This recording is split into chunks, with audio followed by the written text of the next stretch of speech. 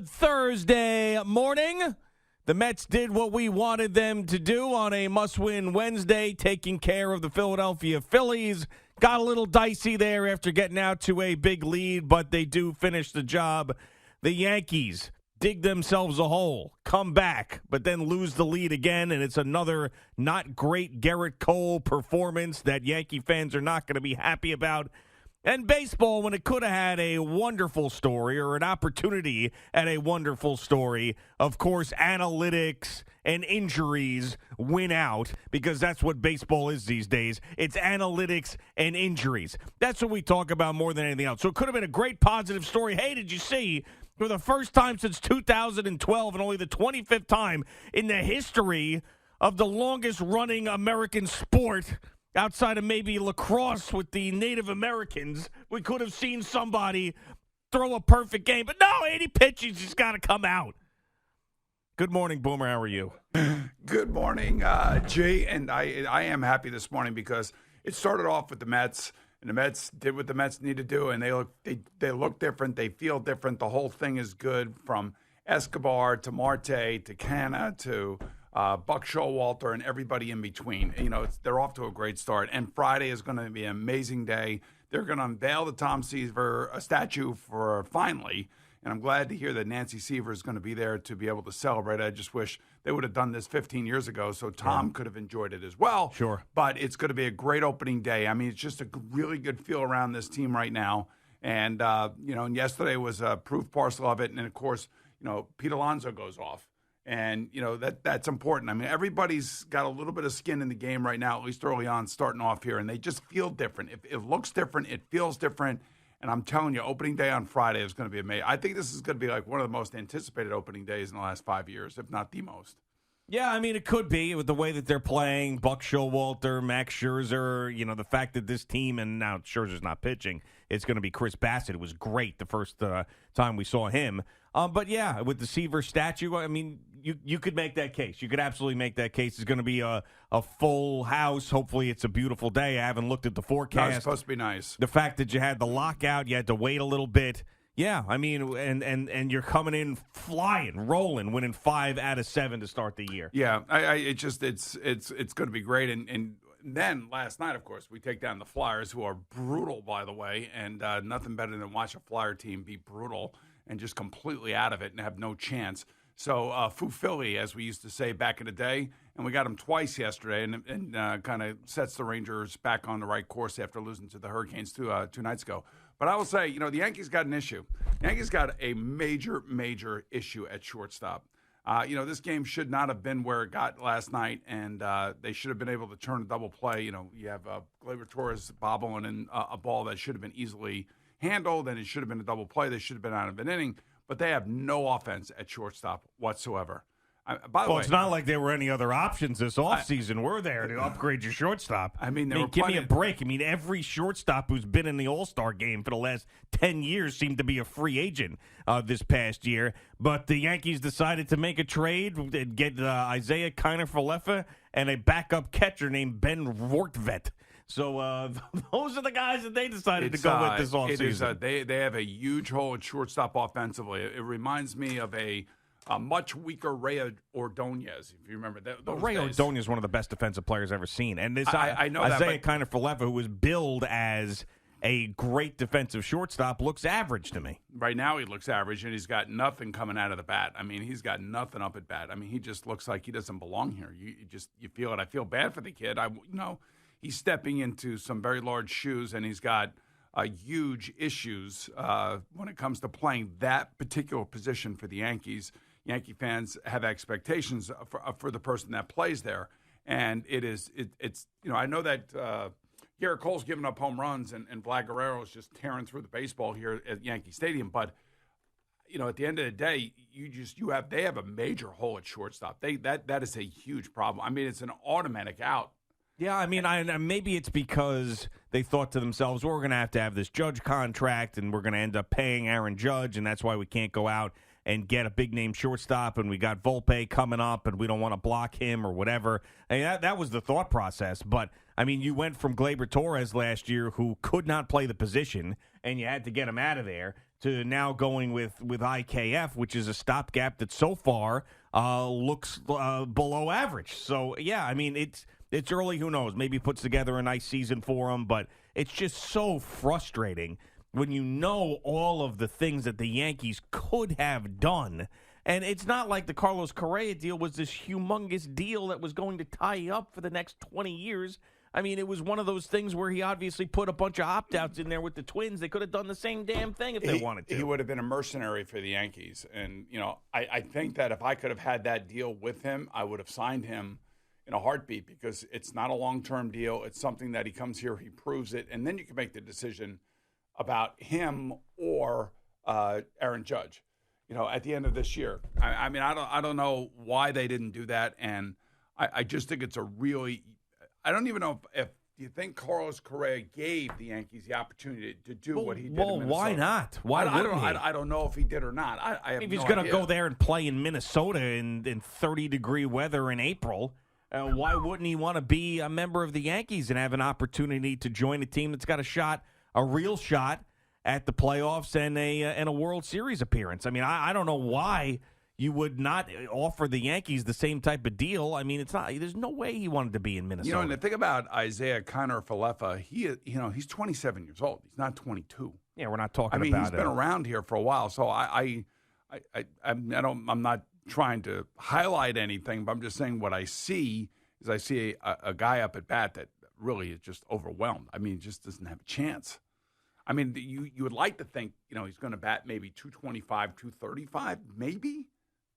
Is that what you're hoping for? I mean, and you're hoping for flawless defense. I mean, what you're hoping for is not an automatic out and someone who fields his position spectacularly, and everybody else handles the offense. I mean, that's basically what you're hoping for. I mean, as bad as that has been, is as good as Rizzo has been at first base. Right. So Rizzo has been the nice little bounce back guy, and he looks good. And but then I don't know. It's just I feel like there's something for the Mets. There's something going on there. I kind of feel it. With just watching them and watching the players react to each other, and how Buck Showalter handled everything that went down in Washington. And it's like, okay, you got a real guy in there that knows what buttons to push of the umpires, knows how to get himself involved in whatever the controversy may be around the team when his guys are getting thrown at, maybe not on purpose, but still you got to react to those things. And he's been around long enough to know how to react. And then the team reacts to him.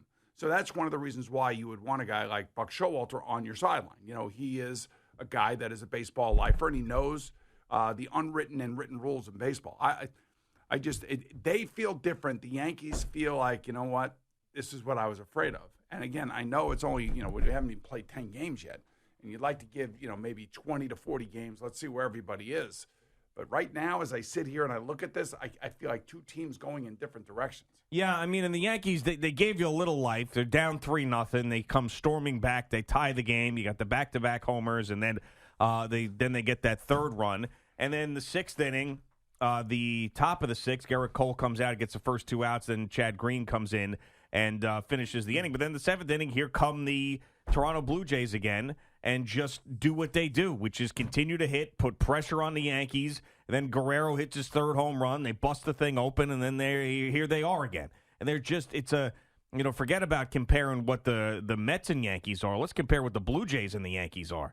I mean, and the Blue Jays gave the Yankees fits last year, and right off the bat, here you go again with Vlad Guerrero Jr. just tattooing Garrett Cole. And Garrett Cole coming out in a start that was very, very important for him early on.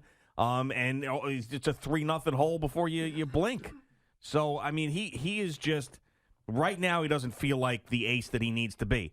And the way that the Yankees have constructed this rotation, it's like Garrett Cole is your number one ace, unquestioned, no doubt about it. He's your game 1, your game 7 starter. And then we'll piece together the rest of the guys and see if we can figure something out. If you're telling me that Garrett Cole isn't going to be that guy, then what exactly is your starting rotation? Just let me remind you, you were paying him $36 million a year to be that guy. Yeah. Just so you know that. Just, this is the guy that you gave all the money to. This is the guy that, you felt like you needed to have at the top of your rotation, and you went and got him. And they're going to rue the day they're going to rue it. I'm just, he's a bulldog. There's no question about it. But I think he can't use that spider tack, and it's definitely affecting him. Well, I mean, he battled through it. I'm not like he did what a normal number one pitcher should do: battle through, grind through, get through a certain amount of pitches, and give his team a chance to win, which he did. He did, but it's just getting off to these bad starts, though. I mean that's the thing, and then having their superstar win those battles, not once but twice. That's the thing. And that's what is scary about the Blue Jays. They coming into your building with young, dynamic players that quite frankly, just if you're watching the game, it feels like it's more important to them. It's interesting. So George Springer goes 1 for 5 yesterday. They pretty much have him under control. But when the game is on the line, and I always talk about this with you late in the innings, late in games on the line, guys up, guys got guys on base. Who is going to get the hit? Who's coming up with that big hit? And Springer comes up with another big hit. Sure. It's the one hit he has yesterday. He strikes out twice, but he has the big hit. He has the big hit in the big moment. Yeah, I mean, I know he was hurt for a large portion of last year, but when he has played, he has been a huge asset to that team and sort of like the perfect guy. Say what you want about the 2017 Astros, but he's got the experience. He's got the championship pedigree to join that young team and sort of solidify things for them. That was a great signing. It was an absolutely great signing for the Blue Jays. Feels like that after this weekend, that's for sure. Yeah, no, and the second half of last year. Really? I mean, how good he was when he jumped back in and he came back from his injury. So, I mean, that team's just they are a nasty team. And they're going to be forced to be reckoned with the entire year. They're going to be there the whole entire year. And then it comes down to whether or not, the Yankees can hang with them, stay within striking distance one way or the other, either in front of them or behind them. But, it's obvious that, you could see that, they have the offense to go as far as they can. I mean, I do think they have reasonably good pitching. Not great pitching, but I think it's reasonably good pitching. And they're going to be fine. They're going to be right in the mix. But the Yankees have problems. They have problems in their rotation. They got problems at shortstop from an offensive standpoint, especially. And what did they fix in the offseason, really? I mean, really, and I know predominantly the number of Yankee fans that don't like Aaron Hicks, but that's the one thing that I will say. The outfield is fixed in terms of the players that are playing out there. I'm not saying Joey Gallo is great by any stretch of the imagination, but they do have depth out there. And, and he is a good player. I don't care what anybody says. As long as he stays healthy, he'll be in the mix and he'll play good defense for you. Maybe that's the only thing that they fixed because their infield is not fixed. Is Josh Donaldson a solid third baseman? Yes. Will we pay 130 games? That would be the question. Sure. I mean, he's had a history of injury, and he's someone that adds a little bit of edge to the team, which I think is great. But, I mean, he's also someone where his best days are behind him, quite possibly. So, I mean, that's taking a risk there.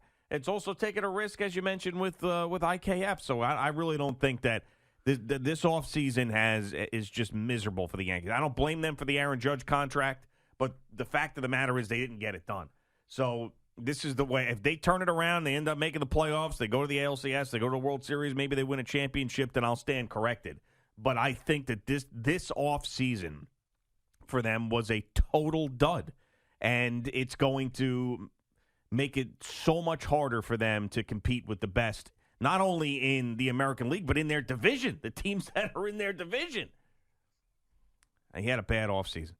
But again, he can only spend what the owner will allow him to spend. Yeah, that's why I keep telling you that. I mean, if the owner is Steve Cohen saying, you want to go over $300 million, go over $300 million, then Brian Cashman would have all the funds and all the resources that he would need to make sure that the team was, championship ready. But right now, their shortstop, especially offensively, and defensively, has been. I'd give him a B at the moment, not an A+. If he's going to hit 100, then he has to be A+ in the field. He has to be A+ in the field. I think he's hitting 50 right now. Right, exactly. All right, it is Boomer and Gio on the Fan.